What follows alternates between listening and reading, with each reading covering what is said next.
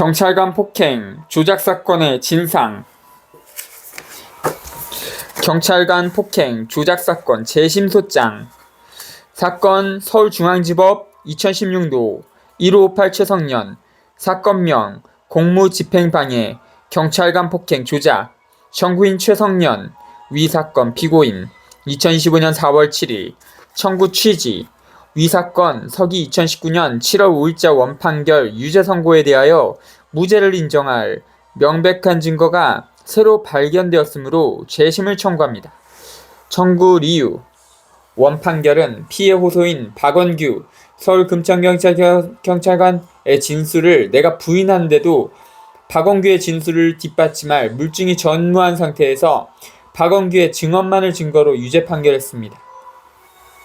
박원규는 사건 당일인 2015년 11월 14일 제1회 경찰조사 때에는 폭행으로 상처는 없다고 했고, 제1호증 다음날 15일 제2회 경찰조사 때에도 피해는 입지는 않았다고 했다가, 제2호증 제3회 경찰조사 때에는 갑자기 허리가 아프다, 피의자가 아닌 주변 다른 사람들의 폭행으로 허리에 통증이 있는 것 같다고 진술했다가, 제3호증 25일 검찰조사 때에는 피의자와 다중의 폭행이 복합적으로 영향을 미쳐서 허리 디스크에 걸렸다고 진술했다가, 제4호증 2016년 2월 법정 진술 때에는 나의 폭행으로 허리 디스크에 걸렸다고 하는 등 일관성 없이 계속 변형되는 진술을 했습니다.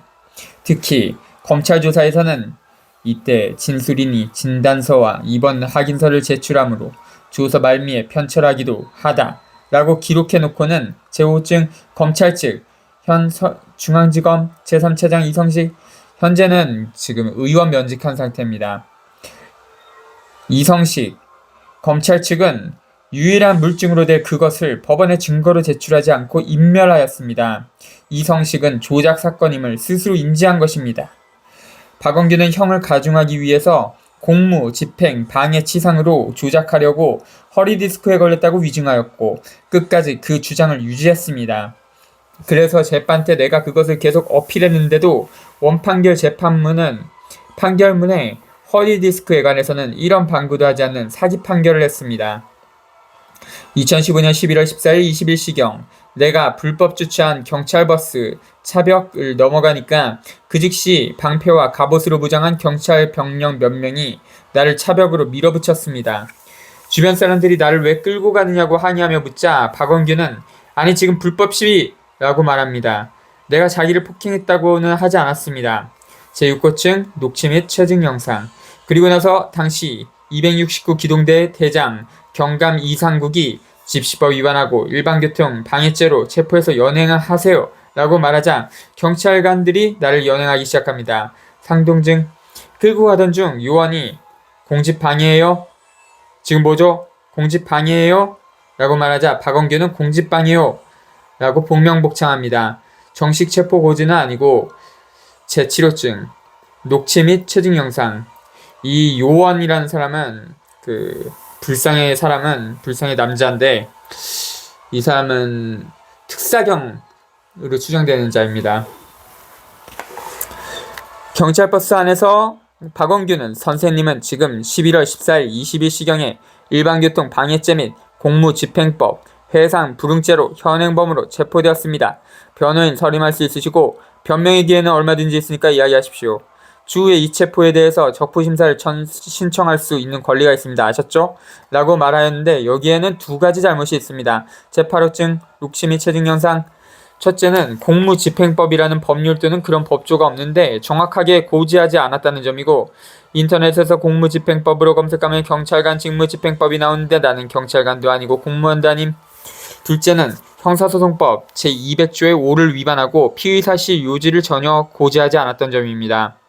피의사실 요지를 고지할 경우에는 단순히 제명만을 고지하는 것으로는 불충분하고 어느 범죄 사실에 의하여 신병이 구속되는지 알 수 있는 정도의 고지를 요하고 있다고 봐야 한다. 서울중앙지방법원 2016 6월 10일 선고 2015 가단 532-8715 판결 손해배상 기 항소. 사실상 이상국과 박원규가 나에게 특수체포죄를 저지른 것입니다. 그러고 나서 공안검사 이성식 당시 중앙지검 공안 제1부는 나를 일반교통방해, 집시법 위반, 특수공무 방해로 조작하여 구속시켰고 최종적으로는 경찰관을 폭행했다며 공무집행방해로 조작하여 기소하여 사기재판 끝에 2019년 7월 5일 서울중앙지방법원에서 유죄 확정 판결한 것입니다. 제9호증 내가 왜 사기재판이라고 표현하는지를 뒷받침하는 증거. 그로써 나는 2015년 11월 14일부터 2016년 3월 10일까지 약 4개월간 서울구치소에 감금당하는 부당한 피해를 입었습니다. 이 과정에서 검사 이성식은 형량을 가중하려고 특수공무 방해로 조작하기 위해서 박원규의 경찰 조사 때 진술을 이용하였는데 실제로 구속영장 청구할 때에는 특수공무 방해로 걸었습니다. 2016년 2월 법정 증인으로 출석한 박원규는 그 진술은 자기가 한 진술이 아니라고 위증했습니다. 그 내용은 이렇습니다. 그리고 수십여 명의 시위대들은 검거를 방해하기 위해 경찰관들 주변으로 다가와 그중 일부는 경찰관을 몸으로 맞거나 잡고 주먹으로 때려 경찰관을 폭행하는 등의 수법으로 단체 또는 다중의 위력을 보이면서 경찰관의 체포 업무를 방해도 하였습니다. 제10호증 오타는 경찰 조사의 오타를 그대로 옮긴 것.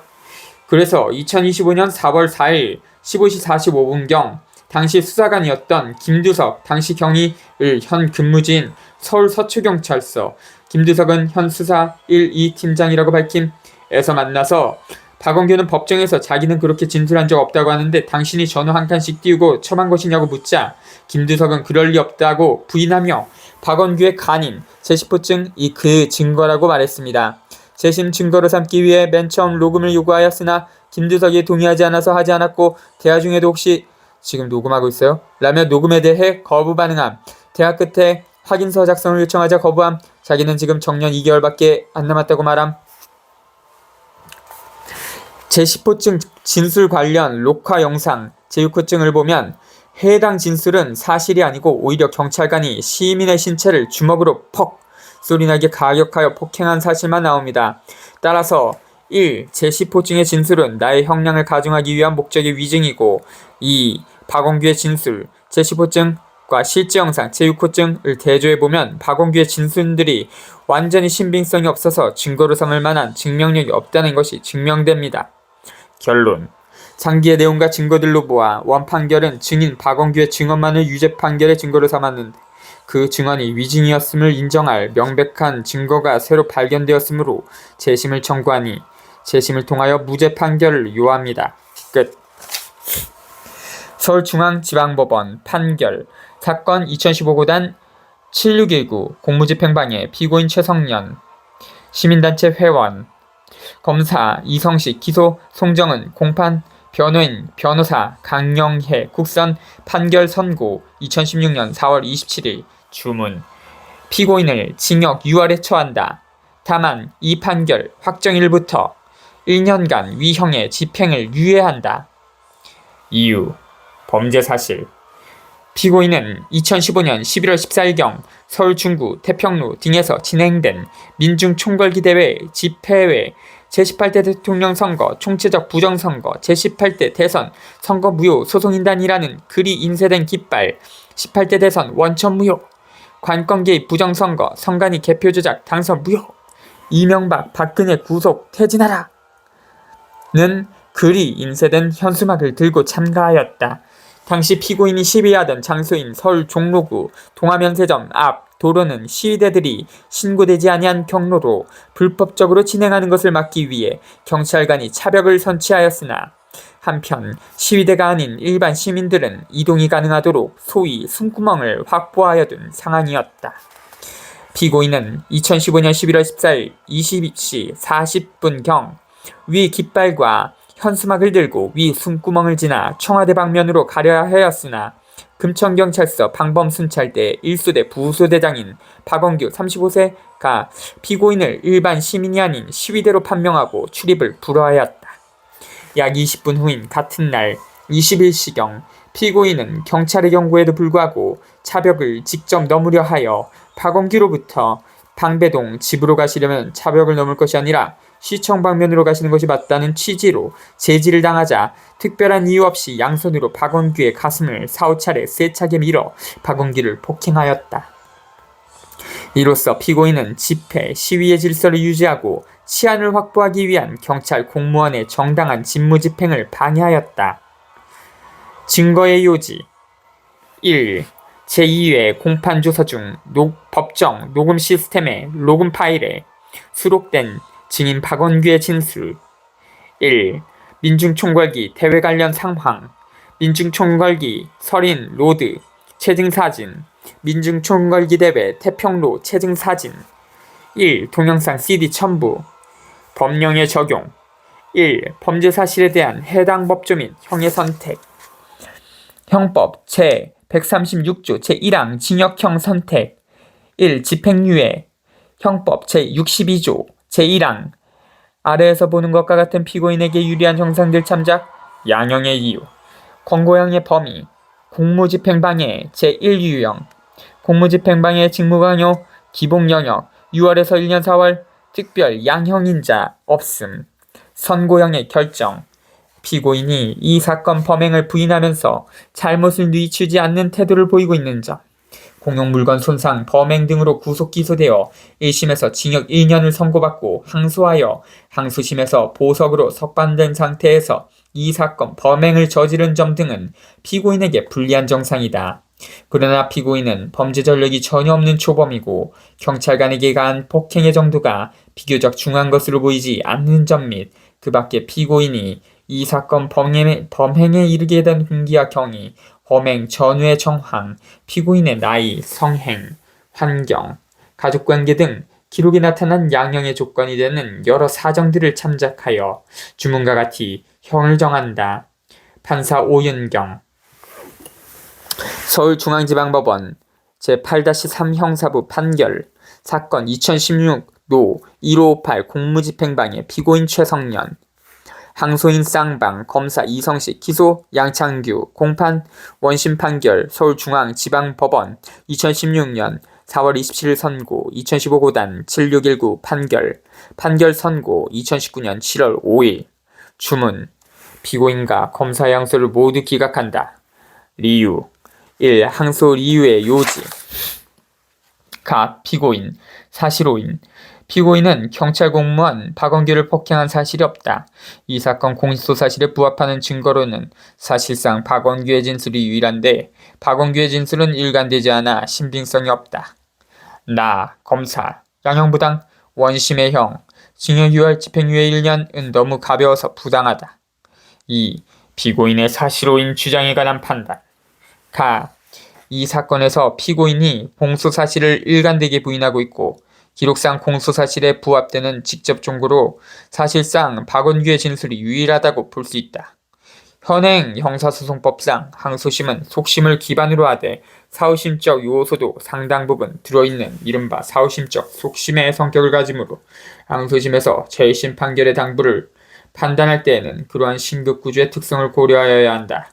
그러므로 항소심이 심리과정에서 심증의 형성에 영향을 미칠 만한 객관적 사유가 서로 드러난 것이 없음에도 제1심의 판단을 재평가하여 사후심적으로 판단하여 뒤집고자 할 때에는 제1심의 증거가치 판단이 명백히 잘못되었다거나 사실인정에 이르는 논증의 논리와 경험법칙에 어긋나는 등으로 그 판단을 그대로 유지하는 것이 현저히 부당하다고 볼 만한 합리적인 사정이 있어야 하고 그러한 예외적 사정도 없이 제1심의 사실인정에 관한 판단을 함부로 뒤집어서는 안 된다. 대법원 2017년 3월 20일 선고 2016도 18031 판결 증인의 진술이 그 주요 부분에 있어서는 일관성이 있는 경우 그 밖에 사소한 사항에 관한 진술이 다소 일관성이 없다는 등의 사정만으로는 그 진술의 신빙성을 함부로 부정할 것은 아니다. 대법원 2008 3월 14일 선고 2007도 10728 판결 등 참조 나 원심이 적법하게 채택하여 조사한 증거물에 의하면 다음의 사정을 할 수 있다.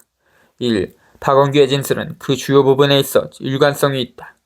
박원규는 2015년 11월 14일 피고인이 현행범 체포된 후 1회 경찰조사, 2015년 11월 14일 진술서 작성 및 2회 경찰조사, 2015년 11월 15일 제3회 경찰조사, 2015년 11월 19일 검찰조사, 2015년 11월 25일을 받고 웜신 법정에 증인으로 출석하여 진술하였는데 3회 경찰 조사를 제외하고는 피고인이 차벽을 넘어와 진술인이 더 이상 진입하지 못하게 제지하자 두 손으로 진술인의 가슴을 4, 5회 정도 또는 수에 밀쳤다는 취지로 수사기록 1관 15쪽, 30에서 31쪽, 379에서 382쪽, 공판기록 60쪽로 진술하였다. 박원규는 3회 경찰 조사에서 피고인이 차벽을 넘어오자 진술인이 되돌아가라고 설득하였으나 주변 시위대들과 합세하여 진행하기에 검거하려고 하자 진술인의 가슴을 3, 4에 심차게 밀쳤다. 피고인 검거 당시 다른 불법 시위자들이 검거를 못하게 진술인의 팔을 잡아당기고 제지를 하였다는 취지, 수사기록 1관 206에서 208쪽, 즉 다른 사람들이 피고인 주변에 몰려온 상태에서 피고인의 폭행이 발생한 것처럼 진술하여 폭행 시기에 관하여 이전의 진술 내용과 차이가 있는 것처럼 보인다. 그러나 박원규는 그 이후 검찰에서 다시 피고인 주변에 있던 사람들이 몰려들기 이전에 피고인의 폭행이 있었다는 취지로 진술하여 폭행 시기를 종래의 진술과 같은 내용으로 진술하였고 원심 법정에서도 이를 그대로 유지하였다. 3회 경찰 조사에서의 진술은 피고인에 대하여 특수공무방해죄의 범죄 사실로 구속영장이 발부된 직후 이루어진 것으로 폭행 시기가 아닌 특수공무방해죄 구속요건인 다중의 위력, 즉 다른 사람들의 합세 여부에 중점을 둔 질문에 대한 답변으로 판단된다. 이래 경찰 조사에서부터 원심 법정에 이르기까지 폭행의 경위와 방법에 관하여 차벽을 넘어와 진행하려는 피고인을 진술인이 제지하자 피고인이 양손으로 진술인의 가슴을 수에 밀쳤다는 취지로 진술하여 그 주요 부분에 있어서는 일관성이 있다. 이 박원규의 진술이 비합리적이라거나 범행 당시의 객관적 정황과 배치되거나 모순된다고 볼 수 없다. 박원규의 폭행 시기나 방법에 관한 진술은 피고인이 공수사실 기재와 같이 차벽을 넘기 이전에도 현수막 등을 휴대하고 차벽 옆에 위치한 시위자가 아닌 시민들의 통행을 위한 일명 숨구멍을 통해 차벽 너머 방향으로 가려하였으나 진술인이 이를 허락하지 않아 통과하지 못하였다. 그 피고인은 넘어지 말라고 진술인의 경고를 무시하고 차벽을 넘어왔고 진술인이 계속 진행하려는 피고인의 양쪽 어깨를 잡아 제지하자 피고인이 양손으로 진술인의 가슴을 밀쳤다는 취지의 내용이다. 폭행 시기나 방법에 관한 박원규의 위 진술이 비합리적이라고 볼 수 없다. 경찰의 현장 최증 동영상 CD에는 피고인이 박원규를 폭행하는 장면은 없고 경찰이 피고인을 에워싸고 있는 쪽으로 다수의 사람들이 몰려든 상태에서 피고인을 체포하여 연행하는 장면만 채증되어 있다.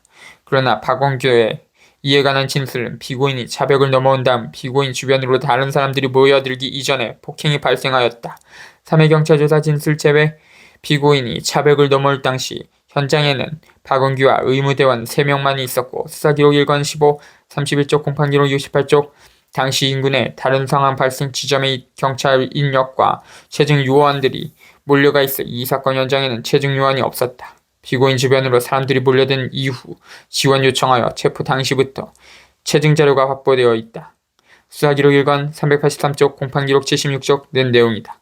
피고인이 차벽을 넘어온 시점부터 체증 요원이 이 사건 현장에 있었다는 자료는 없다. 폭행 시기 및 체증과 관련한 박원규의 진술이 현장 체증 동영상 CD 등 객관적인 정황과 모순된 것이라고 볼 수 없다. 경찰관이 피고인을 체포하면서 고지한 피의 사실은 집시법 위반, 일반교통방해죄, 공무집행방해이고 경찰버스로 연행하던 중에 피의 사실을 묻는 불상자에게 박원규가 공무집행방해요라고 말하였으며 경찰버스에 탑승한 직후 박원규가 피고인에게 공무집행방해, 일반교통방해죄 및 집시법 위반 피의 사실로 체포되었음을 고지하여 체포 과정에서 일관되게 공무집행방해를 피의 사실로 고지하였다. 3.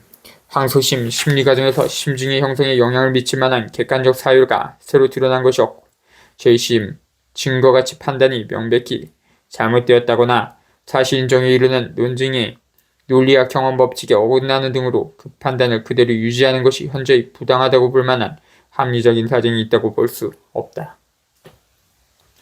다 위와 같은 사정에 비추어 보면 피고인이 원심 판시와 같이 경찰 공무원 박원규를 폭행하였다고 충분히 인정할 수 있다. 피고인의 사실오인 주장은 이유 없다. 3. 검사의 양형부당 주장에 관한 판단.